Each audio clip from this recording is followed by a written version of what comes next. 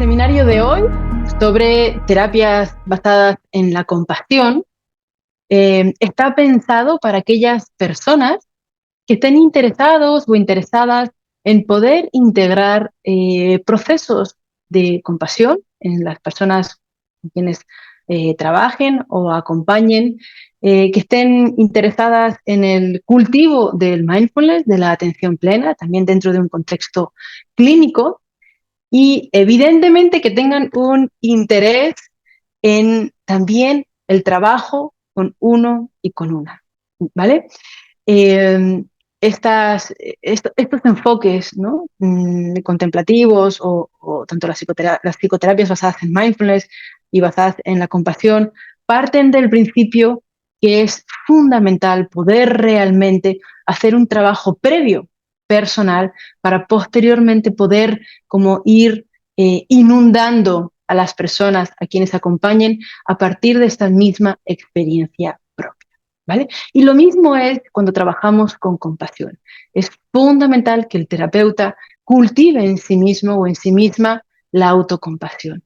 Y desde este lugar, ¿no?, de contacto profundo de uno o una con su propio sufrimiento, con sus propias sombras, con su propia oscuridad, con sus propias dificultades, puede acompañar, ¿no?, al cultivo de la compasión en otras personas. Así que una vez más, bienvenidos y bienvenidas a este espacio. Me pone muy contenta poder compartir con personas que están también interesadas, ¿no?, en terapias de tercera generación, en mindfulness, en compasión, ¿no?, y en construcción de paz. Si quieres que otros sean felices, practica la compasión, y si quieres ser feliz, practica también la compasión o la autocompasión. Da igual, ya sea la compasión hacia los demás seres o la propia compasión, ¿no? O la propia autocompasión, tiene un efecto, ¿no?, eh, de bienestar, ¿no?, de satisfacción y de algunas otras cuestiones más que vamos a ir viendo a lo largo de este seminario, y que realmente hace de esta práctica algo que va mucho más allá, ¿no?, no sé, de una práctica, una meditación o de un mantra o de una visualización o de una imagen, ¿no?, sino que tiene que ver con un cambio significativo a nivel estructural de cada uno y de las propias relaciones que establecemos con los demás, y que sin lugar a dudas es fuente de felicidad, como vamos a ver más adelante. Así que aquí tenemos un importante camino, ¿no?, de autocuidado y de bienestar para cada uno y para las demás personas. Bien, el trabajo con la compasión empieza a entrar como con una mayor solidez en Occidente a partir de los años 80. Esto, evidentemente, no vamos a hacer como un recorrido histórico, ¿no?, sobre la coyuntura académica, cultural, ¿no?, política de estos años, de los años anteriores, pero a partir de los años 60 empieza a haber un interés, ¿no?, en aquellas disciplinas probablemente como de origen, ¿no?, oriental, y que comienzan a entrar en una conversación, en un diálogo como más profundo y más eh, eh, donde se busca una síntesis mayor, ¿no? Y a partir de los años 80, como con toda esta comunión entre Occidente y Oriente, empieza a haber un mayor énfasis y un mayor interés en la práctica de la compasión. Si bien, evidentemente, la práctica de la compasión no antecede a la práctica de mindfulness, ¿no?, en su propio origen, eh, vinculado principalmente al budismo, aunque vemos que evidentemente la compasión también se cultiva en muchas otras religiones, incluida en religiones o en los indios, los pueblos originarios norteamericanos, ¿no? Solo que, bueno, evidentemente se hace como mucho más, con más fuerza, ¿no?, en el budismo fundamentalmente. Y a partir como de la entrada del mindfulness en Occidente, es que empieza a haber este interés en comprender cuáles son los efectos a nivel físico, a nivel mental, a nivel espiritual, a nivel interpersonal, ¿no? De la práctica del mindfulness, de la práctica de la atención plena, de la meditación propiamente dicha, de otras prácticas informales de la atención plena en la vida cotidiana, y a partir de ahí, ¿no? Como con este interés en los mecanismos, en las definiciones, en el estudio, en los beneficios, etcétera, que empieza también a surgir un interés en la práctica de la compasión propiamente dicha, no solamente como un agregado o como la otra pata de la atención plena, ¿no? Sino como un componente, como un constructo en sí mismo. Y se empiezan a proponer diversas teorías, se empiezan evidentemente a estudiar cuáles son los cambios que suceden a nivel cerebral y junto con la investigación a desarrollar toda una serie de protocolos que pueden ser replicables para revisar como la fiabilidad, perdón, de estos estudios, ¿no? Evidentemente, en las últimas décadas, ¿no? Ha habido un incremento apabullante de los estudios y del interés científico por parte de la comunidad científica sobre compasión. Parece evidentemente que siempre tiene que haber esta como aprobación por parte de la comunidad científica occidental como si fuera la única fuente de fiabilidad, ¿no? Pero es lo hegemónico, es lo predominante y también de alguna manera es, bueno, algo que genera cierto riesgo y al mismo tiempo cierta protección, ¿no? Insisto, como algo sería algo así como con todas las ventajas y todos los inconvenientes que eso puede llegar a tener, ¿no? Dejando fuera muchísimos otros objetos de estudio que son fundamentales, ¿no? Y a lo mejor haciendo especial énfasis en algunos que tal vez, ¿no? Están pues reduciéndose.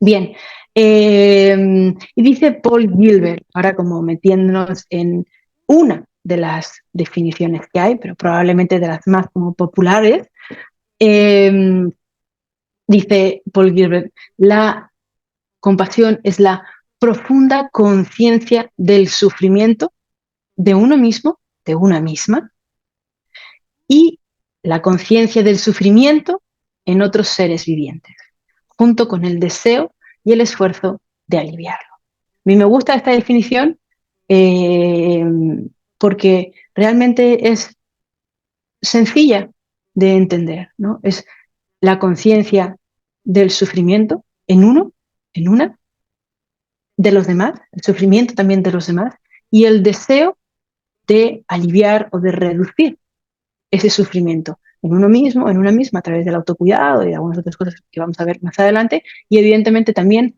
en las demás personas. Aquellas personas que tienen dificultades en poder notar y experimentar su propio sufrimiento van a tener grandes dificultades para poder ser compasivos o compasivas con uno mismo, con una misma o con las demás personas. Entonces, parece ser que evitar, ¿no? Como, tal y como estamos acostumbrados y acostumbradas, el malestar, el sufrimiento, a largo plazo trae algunos inconvenientes. Y vamos a seguir hablando de esto a lo largo de este seminario porque es muy interesante, ¿no? Pero queremos poner el foco no solamente en el sufrimiento, como generalmente solemos hacer, sino en el cultivo de la compasión, que sería como pues la otra ala, ¿no? De la conciencia, la otra ala del autocuidado, de la salud, etcétera. ¿Cuál es el opuesto que también muchas veces sirve, ¿no? Como para poder dejar fuera algunas ideas y que no dejarlas fuera para no discutirlas, ¿no? Pero sí como para la hora de, como de acotar la definición, pues sería el egoísmo, ¿no? La complacencia, la autoinstrucción positiva, el disimulo de la realidad, la exigencia, los buenos sentimientos, ¿no? Que si bien algunas de estas como características o atributos pudieran en algún momento presentarse cuando cultivamos la compasión, no se reducen, ¿no? A estas, no se reducen a tener buenos sentimientos. Evidentemente, cuando cultivamos la compasión van a emerger algunos sentimientos pues más como agradables, ¿no? Voy a decir positivos, pero digamos mejor agradables, ¿no? Pero no es, evidentemente, lo único. Y las autoinstrucciones positivas, evidentemente, también podemos utilizar, ¿no? Como una serie de mensajes más compasivos para referirnos a uno o a una misma, pero no es lo único, ¿vale?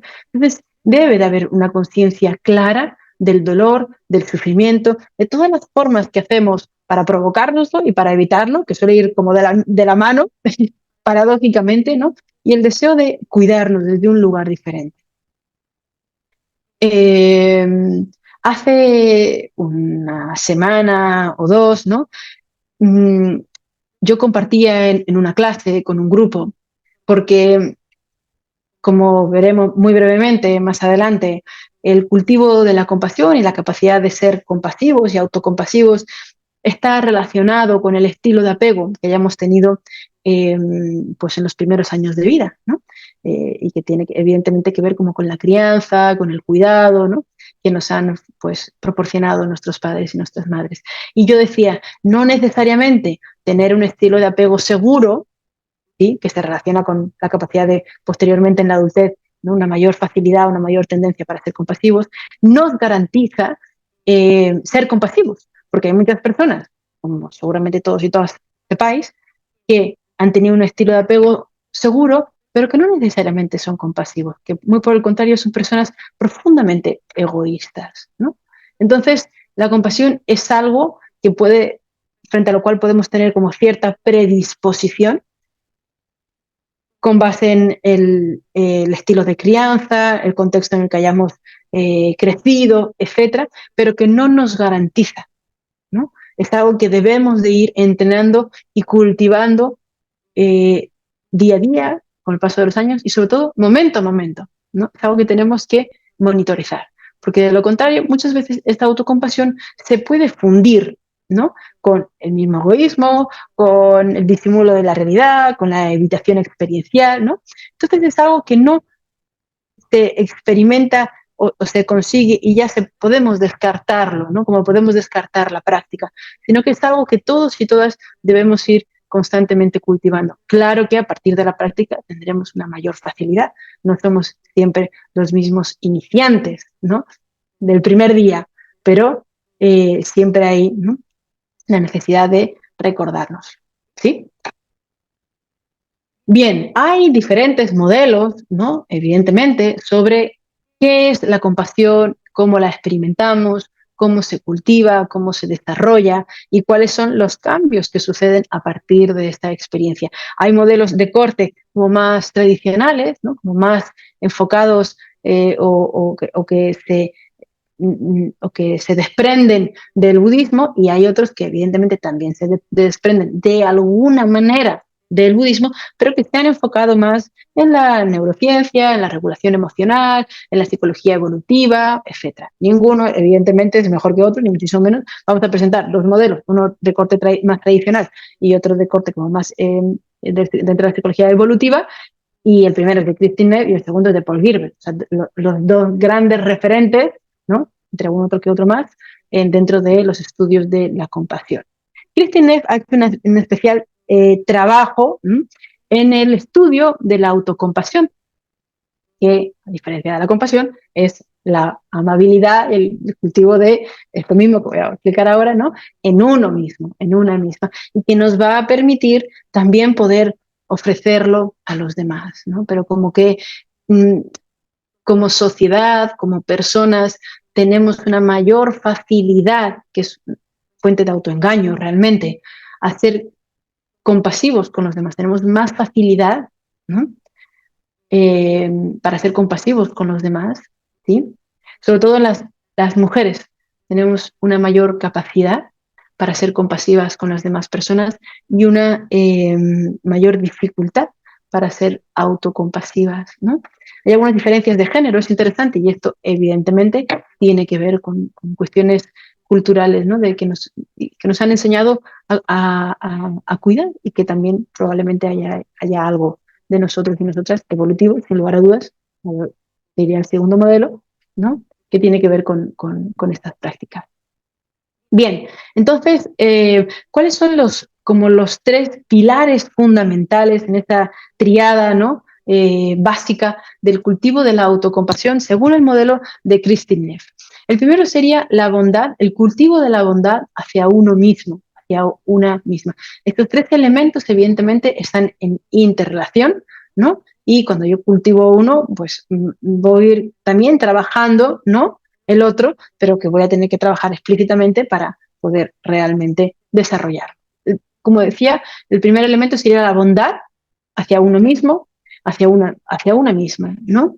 Esta bondad es una especie de como de tendencia, ¿no? A tratarnos a nosotros mismos, a nosotras mismas, con amabilidad. ¿No? Es un consuelo activo, ¿no? Y que busca comprender nuestra propia fuente de sufrimiento, nuestra situación, ¿no? Versus probablemente la autocrítica, ¿no? Sería como el opuesto. Es esta capacidad innata que tenemos para cuidar de las demás personas, ¿no? Y también para recibir cuidados. Fijaos, estamos hechos para recibir cuidados, de lo contrario no estaríamos aquí, ¿no? Eh, y que podemos y que hemos olvidado, ¿no? Por diferentes experiencias adversas, por la cultura, por la competitividad en la que estamos inmersos, inmersas, ¿no? Y muchas otras razones que nos cuesta entrar en esta bondad, ¿no? Innata que todos y todas tenemos y que, reitero, tiene que ver con la capacidad de cuidarnos, ¿no? Y de consolarnos de manera amable, independientemente de los resultados, independientemente de nuestros atributos, virtudes, desvirtudes o lo que sea, ¿no? El segundo elemento tiene que ver con la humanidad compartida, ¿no? Que esto también lo vemos en otras prácticas contemplativas, como el mindfulness, ¿no? Y es la comprensión profunda de que estamos en conexión, ¿no? De que hay una conexión natural, y volvemos un poco como a los orígenes de todos y todas, ¿no? Que estamos interconectados, que no somos los únicos que sufrimos, ¿no? Eh, que, que, estamos en constante interrelación con las demás personas, ¿no? Versus lo contrario sería como el aislamiento, ¿no? La comparación con las demás personas, la perfección como la exigencia de uno o de una para destacar generalmente por encima o por, ¿no? a costa de los demás, ¿sí? Sería, reitero, la sensación o la experiencia de estar unido y sostenido por el mundo y por las demás personas. Esto puede ser muy retador para aquellas personas que han sido como agredidas, ¿no? O violentadas por otras personas. El, hay un porcentaje altísimo de, pues, no, es prácticamente casi todo que es de nuestro sufrimiento, excepto cosas que tienen que ver como más a nivel orgánico, ¿no? Que nuestro sufrimiento tiene que ver pues, con el distrés interpersonal, ¿no? Con nuestros vínculos interpersonales. Eh, y siempre es una fuente de tensión, ¿no? En muchos casos. Y el tercer elemento sería el mindfulness, la atención plena, la capacidad de observar lo que sea que esté sucediendo momento a momento, ¿no? Con esta aceptación radical, que es un concepto de la terapia dialéctico-conductual, la aceptación radical, y que obviamente va como en detrimento de la negación, de la evitación, ¿no? Y todas aquellas estrategias que usamos para no poder estar con lo que sea que haya, aunque esto sea doloroso, ¿no? Entonces, mindfulness nos da esa capacidad de presencia y de aceptación frente a lo que sea que haya, pensamientos, sensaciones, miedos, conflictos, lo que sea, ¿no? Y poder aceptarlo y poder estar ahí sin reaccionar, sin esa reactividad que nos lleva siempre a querer modificar, ¿no? Lo que sea que sintamos o lo que sea que esté sucediendo dentro y alrededor de nosotros y nosotras. El segundo modelo es el de Paul Gilbert, que es un modelo de corte como más evolutivo, ¿no? Que es profundamente complejo, ¿no? Y que obviamente voy a simplemente mencionar algunos de los componentes que él propone e invita a desarrollar, ¿no? Él trabaja más a un nivel como psicoterapéutico. Hay algunos otros modelos que no son como psicoterapéuticos, sino que están dirigidos a pues, personas fuera y dentro del contexto clínico, ¿no? Luego lo menciono al final. Paul Gilbert habla de los tres sistemas de regulación, ¿no? Y el objetivo es una teoría muy interesante, relativamente compleja, bueno, es muy compleja más bien, él lo hace fácil de entender, ¿no? Y el objetivo de este proceso psicoterapéutico es intentar como fomentar y desarrollar eh, el sistema el sistema de relajación, ¿no? De cuidado y autocuidado, de calma, que sería como el sistema más evolucionado a nivel evolutivo, valga la redundancia, de todos, ¿no?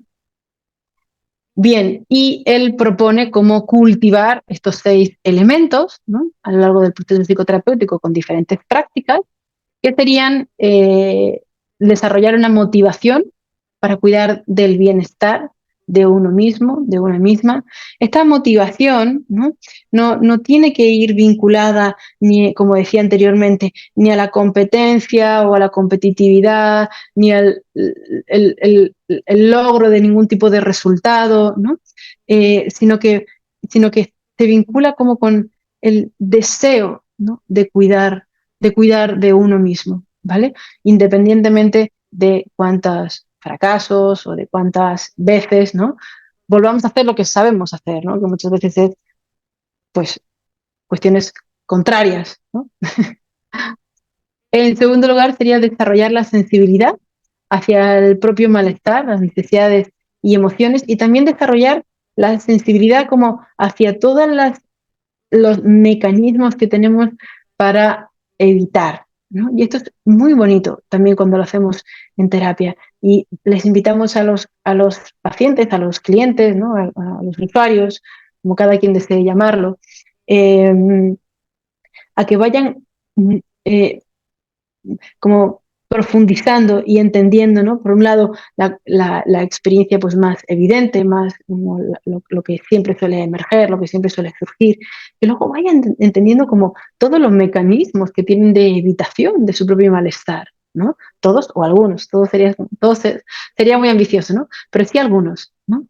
Y que posteriormente puedan ir entrando, ¿no? Poco a poco como en estas capas de experiencias evitadas. Pero para comprender qué evitamos tenemos también que entender cómo lo evitamos, ¿no? Y la práctica de la autocompasión, ¿no? Va a ser un excelente mecanismo para ir suavemente atravesando todas estas fronteras, ¿no? Y que tienen que ver, reitero, con la vergüenza, la culpa, el miedo, ¿no? La rabia y muchas otras como emociones que nos protegen de aquello que cada quien, ¿no? Tenga internamente.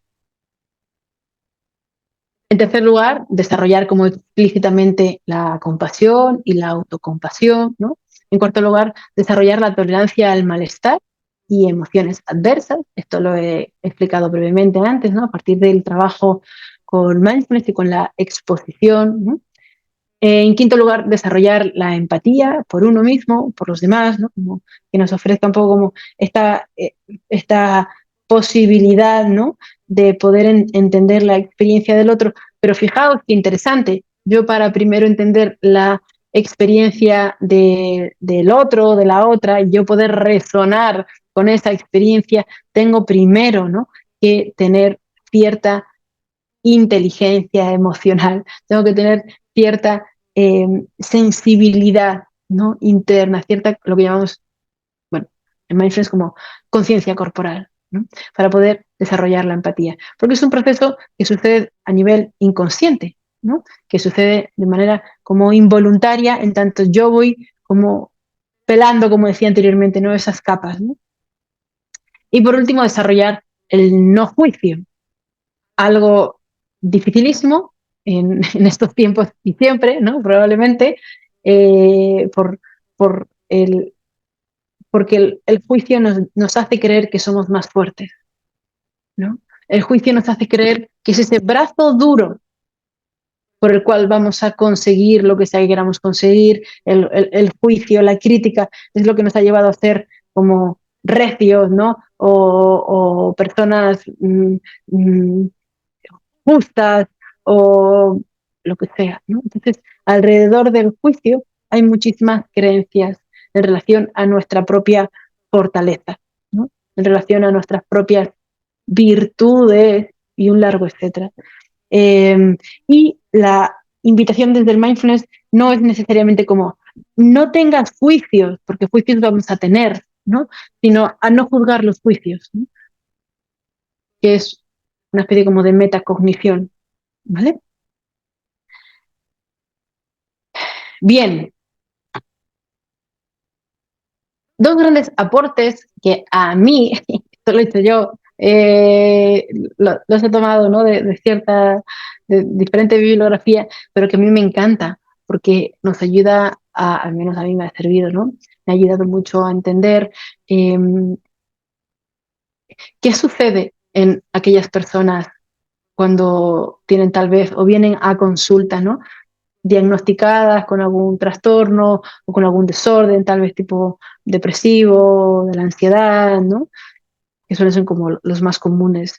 Y hay dos mecanismos subyacentes, ¿no? Tanto en la depresión como en la ansiedad y en algunos otros desórdenes o trastornos que a través del cultivo de la compasión se van disolviendo. Suceden muchos más, pero quise escoger estos dos porque me parecen muy interesantes.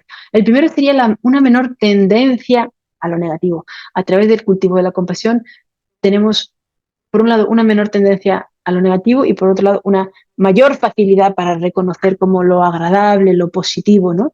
Porque esto se entrena. Vas a llevar un diario, vas a llevar un registro, vas a anotar, vas a experimentar, ¿no? A través de prácticas, prácticas y tareas. De lo contrario, no.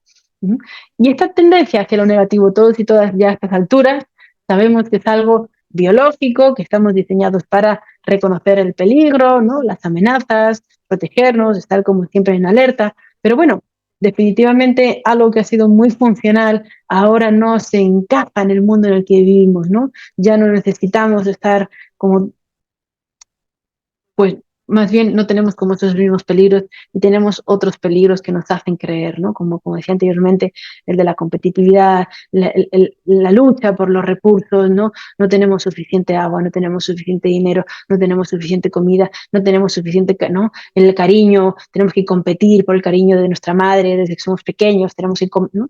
Y al final, bueno, estamos, insisto, como con esta sensación interna, a veces más sutil, a veces más evidente, de peligrosidad, ¿no? Y reitero, pues estamos diseñados para esto, estamos diseñados para sentir este asco, este miedo, ¿no? Y esta búsqueda de recursos, pero claro, al final nuestro cerebro en estas ciudades, ¿no? Le, ha tenido que adaptarse, eh, generando muchas patologías, ¿no? Que actualmente vivimos. Y a partir del cultivo de la compasión, ¿no? Podemos por un lado notar esta tendencia, ¿no? Esta tendencia a estar como atentos siempre al peligro, ¿no? Podemos atender el miedo, podemos atender la irritabilidad, la hostilidad, la angustia, ¿no? Y poder desarrollar la compasión frente a estas experiencias internas, ¿no? Y vemos también cómo estas experiencias internas van acompañadas de la fusión, ¿no? Cognitiva, como se diría en terapia de aceptación y compromiso, ¿no? En ACT, por la fusión, ¿no? O por la creencia de la literalidad de los pensamientos, de la rumia, ¿no? Y todo, en fin. Y bueno, el cultivo de la compasión pues, nos permite poder como observar esto y poder tomar cierta distancia de eso. Y en segundo lugar, esto por supuestísimo aparece tanto en trastornos depresivos como en trastornos de la ansiedad, también en trastornos de la conducta alimentaria, ¿no? Y en muchos otros más. Y que generan una gran fatiga, ¿no? Un gran cansancio. Y en segundo lugar, y esto me encanta, ¿no? A partir del cultivo de la compasión, es que, como decía anteriormente, ¿no? Y el desarrollo como de la humanidad compartida y de la interconexión, ¿sí? Es que esta sensación como de aislamiento, ¿no? Que sucede también, como decía anteriormente, en depresión, ansiedad, alimentación y algunos otros desórdenes más, ¿no? Se va también diluyendo. Y por supuesto en casos de trauma, ¿no? Eh, y podemos empezar como a abrirnos, no para ponernos como en riesgo, porque hay personas que evidentemente necesitan como cerrarse para cuidarse y protegerse, ¿no? Y no revivir experiencias traumáticas o lo que sea, ¿no? Eh, pero para dejar de sentirnos tan aislados de las demás personas, del mundo, de los elementos, incluso de la misma naturaleza, ¿no?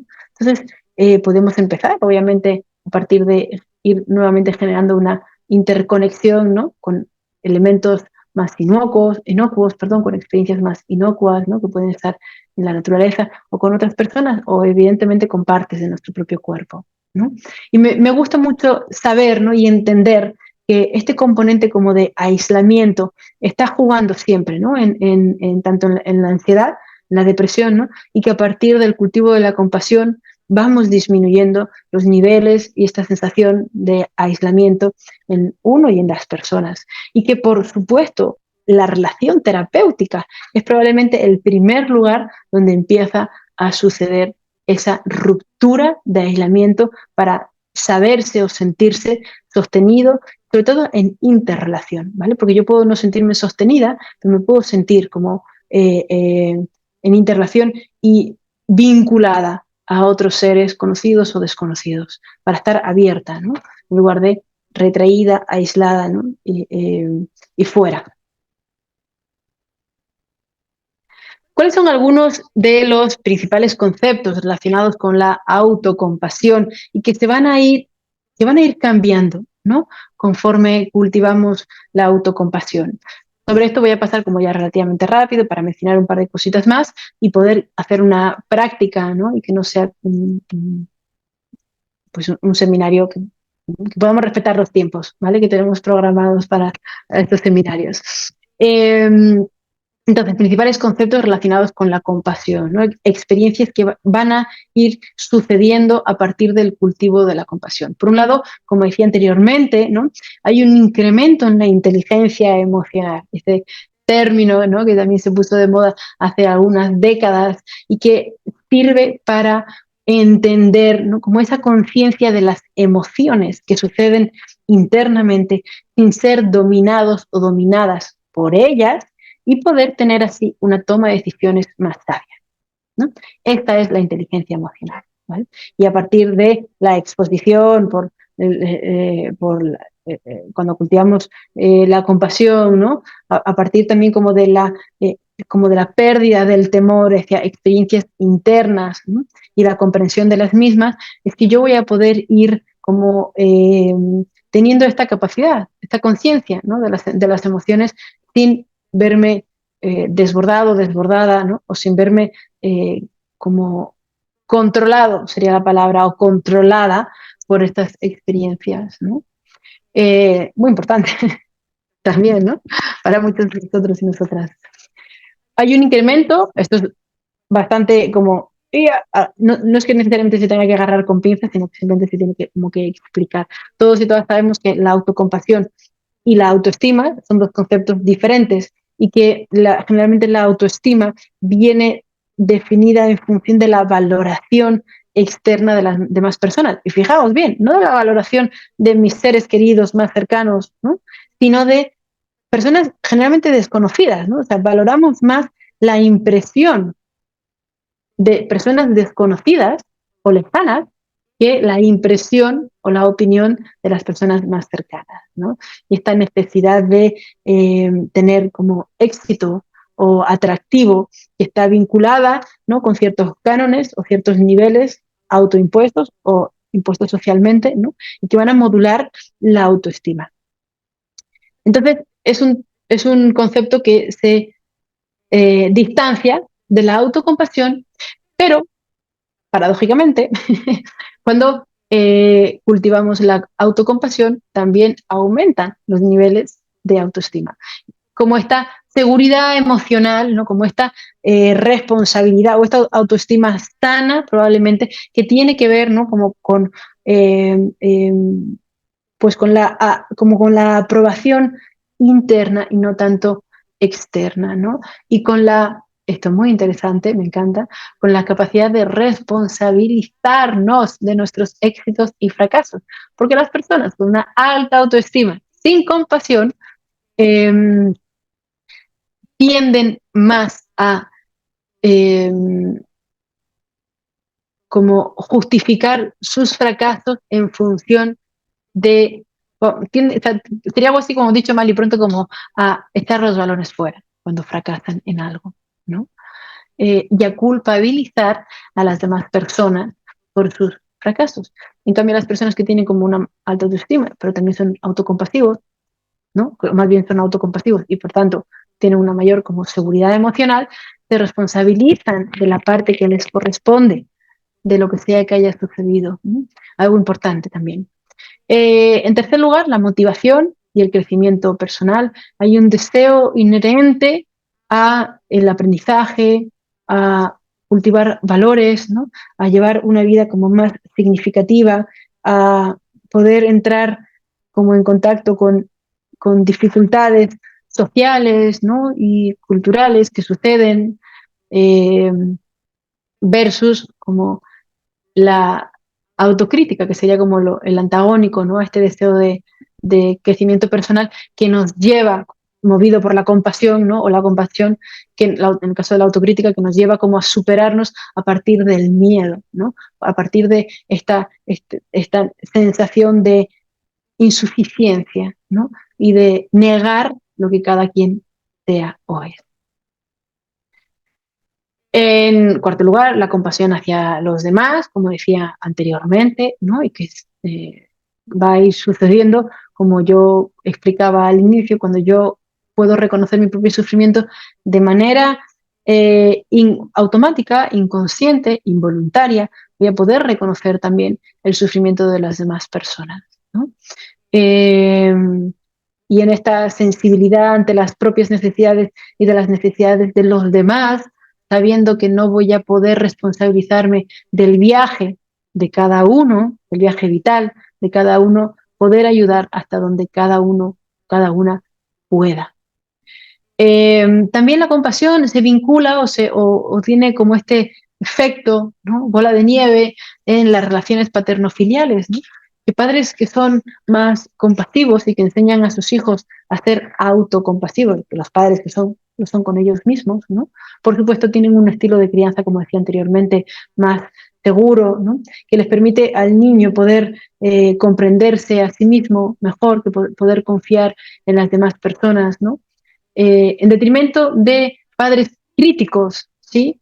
Padres que generan una mayor predisposición en sus hijos e hijas a padecer trastornos de la ansiedad o depresivos, ¿no? También es un efecto que se ha estudiado. Y por último, en sexto lugar, serían las relaciones de pareja. También cuando cultivamos la autocompasión somos más sensibles a las necesidades de la pareja, ¿no? Y logramos, ¿no? Poder experimentar emociones positivas durante los conflictos, lo cual también es importante, ¿no? Y hay muchas personas que tienen dificultades para expresar emociones bonitas, agradables, ¿no? Y el cultivo de la autocompasión, ¿no? No solamente nos hace entrar en contacto con esas emociones de ternura, ¿no? De cuidado hacia uno mismo, sino que también nos facilita la expresión de de estas experiencias, ¿no? Y parece ser, esto es algo como bastante, perdonad, esto es algo como reciente, ¿no? Que el cultivo de la autocompasión, ¿no? Y favorece como la conciencia corporal y esta conciencia corporal también permite reconocer sensaciones, emociones vinculadas con el deseo sexual, ¿no? Y con el placer, con el goce, ¿no? Y poder como responder en función de eso, ¿no? Entonces, es algo que también que se está como comenzando a estudiar, pero que evidentemente tiene todo el sentido, ¿no? Tiene toda la lógica. Bien, ya me gustaría ir, pues, bueno, terminando o avanzando. Hay 4 programas fundamentales, ¿no? Para el desarrollo de la compasión y solamente uno es un proceso psicoterapéutico, ¿no?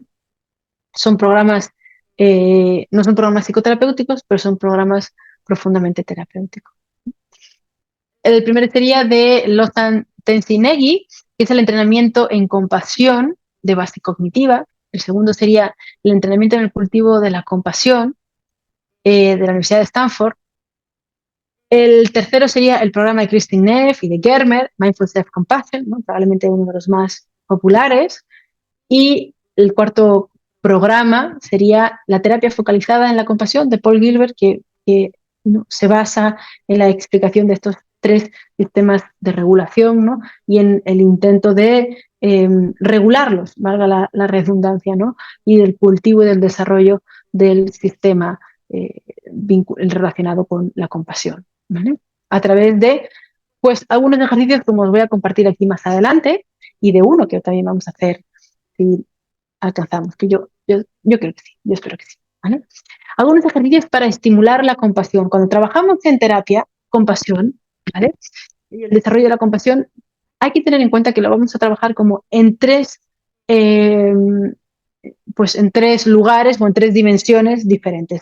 La primera sería la autocompasión del terapeuta consigo mismo, consigo misma, ¿no? El terapeuta debe haber cultivado o estar cultivando o entrenando su propia autocompasión. Recordar que el cultivo de la compasión, ¿no? Tiene que ver con el reconocimiento del sufrimiento, ¿vale? Y de la capacidad de poder estar amablemente con esas experiencias, ¿no? En detrimento del juicio, de la crítica y todo eso que mencionaba anteriormente. Entonces, la autocompasión, el trabajo de la autocompasión en el terapeuta es fundamental, ¿no? Antes, durante y después de cada sesión, ¿vale? Sería como la primera dimensión o el primer eje. El segundo eje sería la relación terapéutica, una relación terapéutica basada, ¿no? En la compasión que favorece, como decía anteriormente, la transición de un estilo de apego inseguro a uno de seguro en caso de que la hubiera, ¿no? De que hubiera un estilo inseguro. Que evidentemente sostiene, ¿no? La confianza, la aceptación de las diferencias que todos y todas tenemos, ¿no?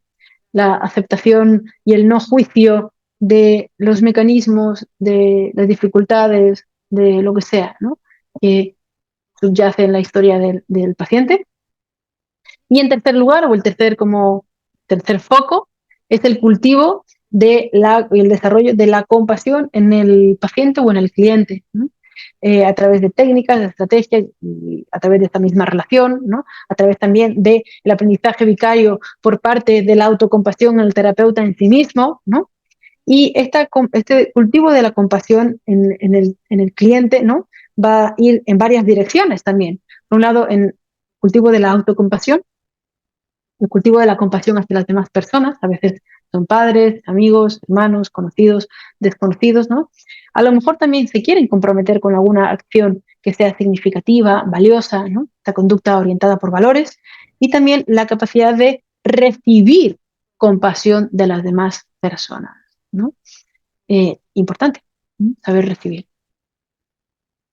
Decía que estamos hechos para ser cuidados, ¿no? Pero que no siempre hemos recibido los cuidados que necesitábamos. Y esto puede tener reexperimentaciones traumáticas, ¿no? A la hora de estar demasiado cerca de alguien. Bien, algunos ejercicios para estimular la compasión, son muchos, muchísimos los que hay, ¿no? Pero podríamos como agruparlos en 5, por así decirlo. Los primeros serían como mindfulness del cuerpo, acompañado de compasión, un body scan compasivo, ¿no? El ejercicio de ablanda, calma y permite, que lo vamos a hacer ahora, que es muy eh, es contundente, ¿vale? Y algunos otros más. Mindfulness de la respiración, como por ejemplo eh, eh, meditación de la respiración compasiva, ¿no? Donde llevamos la atención a la respiración del cuerpo y notamos cómo esta respiración, ¿no? Nos mece, ¿sí?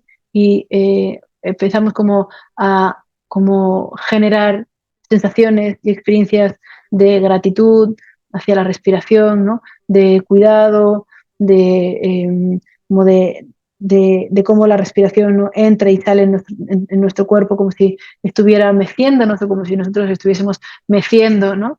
A esta respiración como meceríamos a un niño, ¿no? Y notando los efectos de la respiración, ¿no? Sobre todo nuestro cuerpo oxigenándolo como si fuera una medicina, ¿no? Que entra en el cuerpo y que sale para ablandar, ¿no? Para pues, cuidarnos, ¿sí?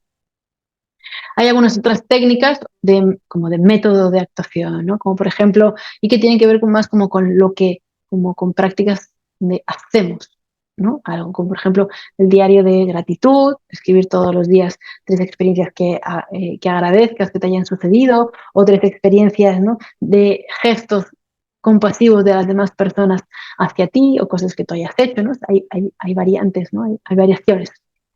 Eh, Otros son los gestos compasivos, ¿no? Poder cultivar el desarrollo de algunos gestos como la mano en el corazón, o en el vientre y en el pecho, o el abrazo, ¿no? El abrazo como más completo, las caricias en el rostro, en la mano, en el cuello, ¿no? En el pelo, etcétera, ¿vale? Gestos compasivos para hacer a lo largo del día, en momentos de dificultad, durante las sesiones, durante las prácticas, ¿no?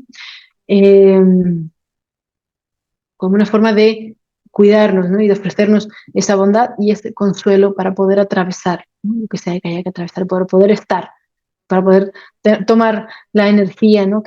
Del no hacer, para poder estar con eso.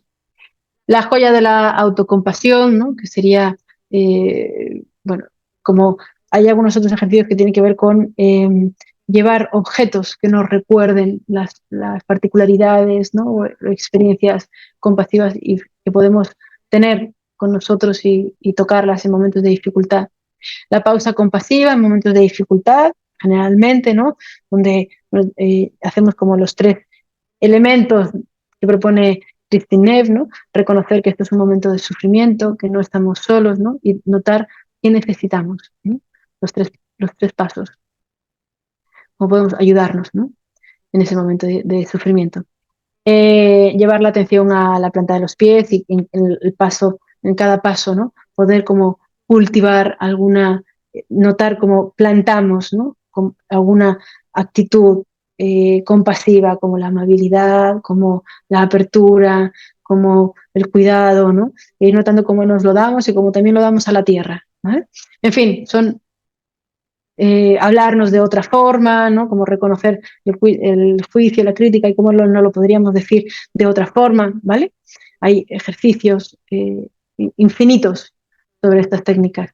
Otras son las visualizaciones, eh, como visualizar un lugar seguro donde nos sintamos cómodos. También lo podemos hacer con el cuerpo, ¿no? Puede ser o un lugar fuera o un espacio interno, imaginarnos una figura muy compasiva o afectuosa, cómo nos hablaría, qué nos diría, o nuestro yo más compasivo también, ¿no? El desarrollo de la voz compasiva, cómo nos hablaríamos en esta circunstancia, qué nos diríamos, prácticas de perdón, de autoperdón, de perdonar a los demás, ¿vale? A través de visualizaciones también o de diarios, ¿no? Estos se pueden combinar. Y por último, la escritura de cartas compasivas también es un elemento muy importante en la terapia centrada en la compasión, ¿no? Y estas cartas pueden ser de mi yo del futuro a mi yo del pasado, o de mi yo presente a mi yo pasado, o de un amigo a mí, o de mí a un amigo, o de mi yo compasivo a mi yo presente, ¿no?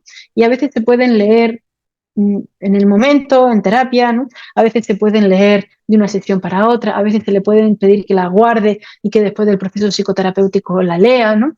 Esto en función, una vez más, como de las necesidades, ¿no? Clínicas y del proceso, ¿vale? Y por último, dice Pema Chodrón, solo cuando conocemos bien nuestra propia oscuridad podemos estar presentes con la oscuridad de los demás.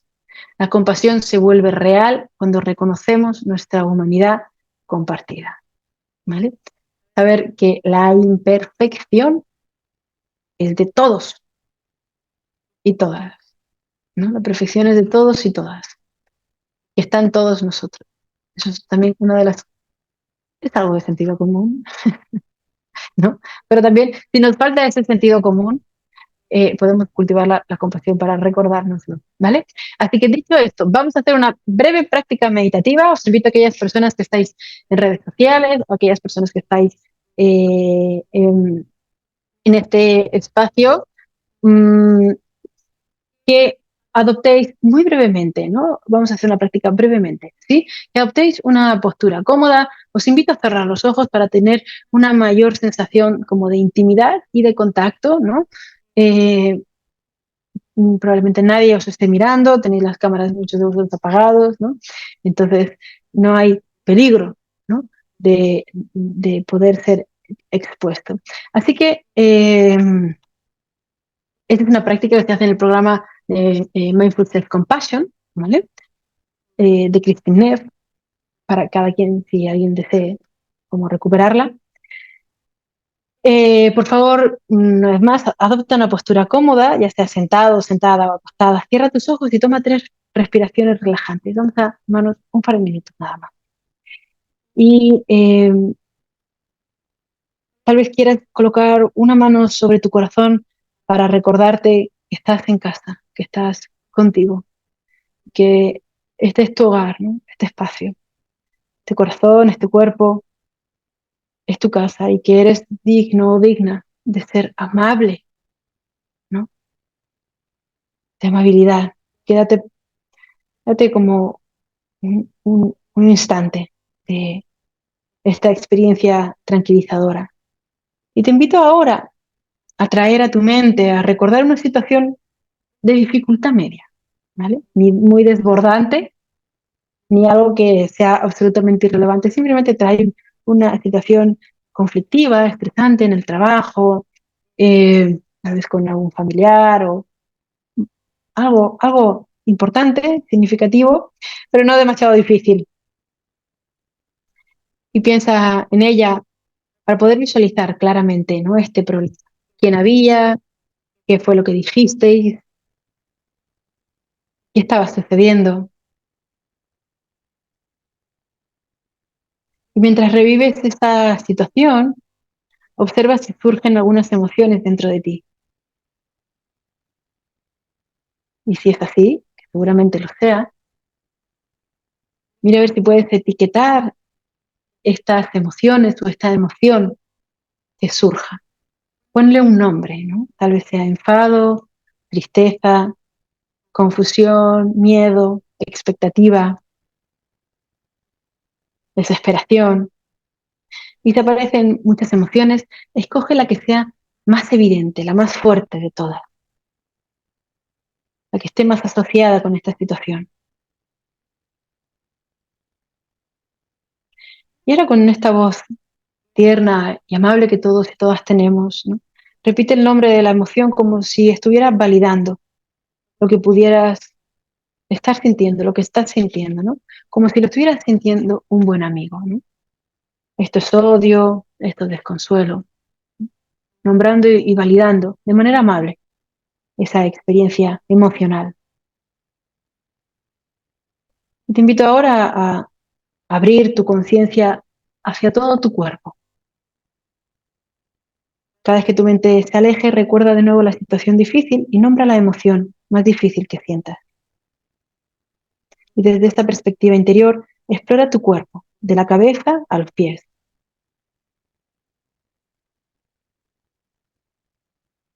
notando que eres capaz de sentir tu cuerpo ahora, nada más, solamente eso.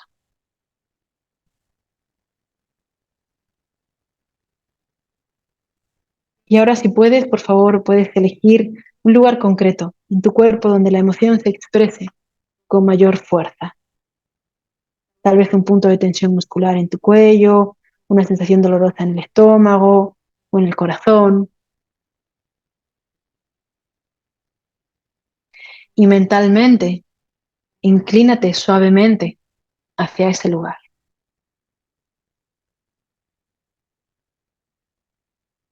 Y comienza suavemente a ablandar ese lugar del cuerpo. Recuerda que no estamos tratando de cambiar la sensación, simplemente estamos sosteniéndola con ternura,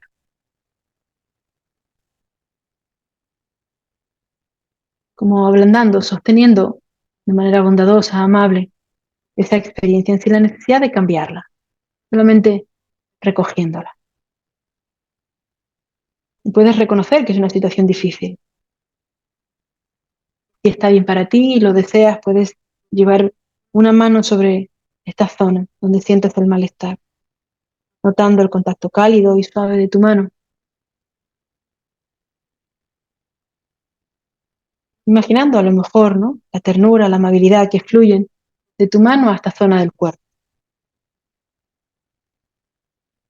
notando la calma que va sucediendo, ¿no?, a través de este gesto. Mira a ver si hay algunas palabras para ir finalizando la práctica, si hay algunas palabras reconfortantes que necesites escuchar. Tal vez puedes imaginar lo que le dirías a un buen amigo que estuviera en esta situación. Lamento que te sientas así, yo voy a cuidar de ti, ¿no? Yo voy a estar de tu lado. Mira a ver si puedes ofrecerte este mismo mensaje a ti,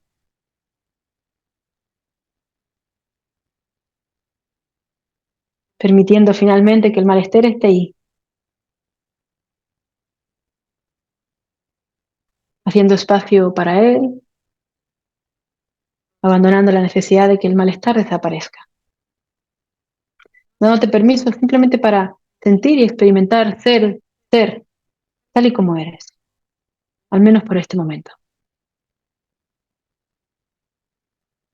ablandando, calmando y permitiendo, y repitiendo estos tres pasos una y otra vez. Y ahora, para dejar la práctica, céntrate nuevamente en tu cuerpo como un todo, dándote permiso para sentir lo que sea que haya, moviendo suavemente tu cuerpo, extremidades, manos, pies, piernas, y abriendo nuevamente los ojos, notando el contacto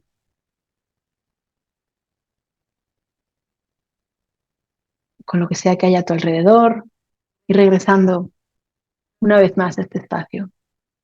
Gracias a todos y a todas